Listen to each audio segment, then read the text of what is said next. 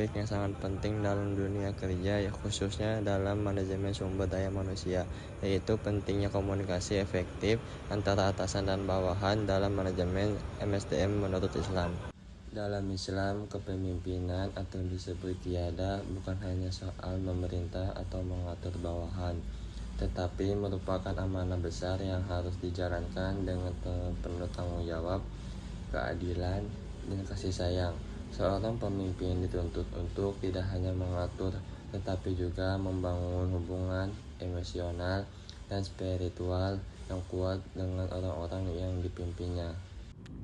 Ada hadis Rasulullah SAW bersabda, "Ad-dinun nasiha qulna liman qala lillahi wal kitabihi wali rasulihi wali aimmatil muslimin wa ammatihim," yang artinya agama itu nasihat. Kami bertanya, untuk siapa? Beliau menjawab, untuk Allah, untuk kitabnya, untuk rasulnya, untuk para pemimpin kaum muslimin, dan untuk seluruh kaum muslimin. Hadis riwayat Muslim nomor 55.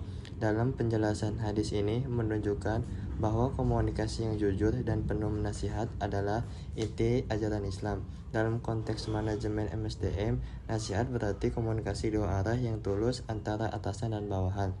Seorang atasan harus mampu menyampaikan arahan dengan hikmah dan kelembutan, bukan hanya instruksi yang kaku. Lalu seorang bawahan juga berhak memberikan masukan dengan santun dan hormat. Nabi SAW tidak hanya menyuruh tapi mendengarkan, tidak hanya memerintah tapi juga memahami. Inilah dasar dari komunikasi efektif menurut Islam. Ada kisah Nabi Rasulullah SAW saat persiapan perang Khandaq. Para sahabat bekerja sama menggali parit pertahanan. Di tengah kesibukan itu, Jabir bin Abdullah datang menghadap Rasulullah dengan wajah letih. Dengan penuh kejujuran ia berkata, "Ya Rasulullah, aku ingin izin pulang sebentar. Badanku sangat lelah dan istriku sedang hamil tua. Aku khawatir tentang keadaannya." Lalu Rasulullah SAW merespon dengan penuh empati. Beliau tidak serta-merta menolak atau memaksa Jabir tetap tinggal. Sebaliknya, beliau mengizinkan pulang, namun dengan syarat ringan dan manusiawi. Rasulullah berkata, "Pulanglah, tapi besok bawakan kayu bakar untuk memasak." Ini menunjukkan bagaimana Rasulullah SAW mampu menyeimbangkan kebutuhan umat dan kepentingan pribadi seseorang. Bahkan Rasulullah SAW tak berhenti di situ. Rasulullah menyempatkan diri untuk mengunjungi rumah Jabir.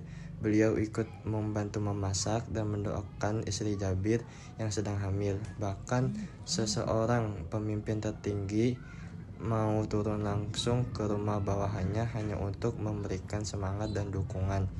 Sebagai bentuk penghargaan atas kerja keras para sahabat, Rasulullah SAW kemudian menyembelih kambing dan membagikan makanan kepada seluruh pasukan, termasuk Jabir. Sikap ini menunjukkan betapa beliau menghargai pengorbanan dan selalu berusaha menciptakan kebersamaan di tengah perjuangan. Dalam kesimpulan, kisah Jabir bin Abdullah mengajarkan kepada kita bahwa kepemimpinan sejati bukanlah soal mengontrol orang lain, melainkan soal memahami, merangkul, dan menunjukkan bahwa fleksibilitas menumbuhkan rasa paling peduli. Rasulullah SAW dalam memimpin bukanlah tanda kelemahan, melainkan strategi untuk menjaga semangat dan kekuatan tim. Seorang karyawan atau anggota tim yang merasa diperhatikan dan dipedulikan akan memberikan dedikasi yang jauh lebih besar. Mereka bukan hanya bekerja karena tugas, tetapi karena rasa memiliki dan cinta terhadap perjuangan bersama. Pemimpin yang baik bukan hanya menciptakan pengikut, tetapi melahirkan pemimpin-pemimpin baru yang terinspirasi oleh keteladanan dan nilai-nilai luhur. Semoga apa yang saya sampaikan hari ini bisa bermanfaat, membuka wawasan, dan menjadi inspirasi bagi kita semua untuk menerapkan komunikasi yang lebih efektif dan penuh empati dalam kepemimpinan, sebagaimana yang dicontohkan oleh Rasulullah SAW. Kurang lebihnya mohon maaf. Assalamualaikum warahmatullahi wabarakatuh.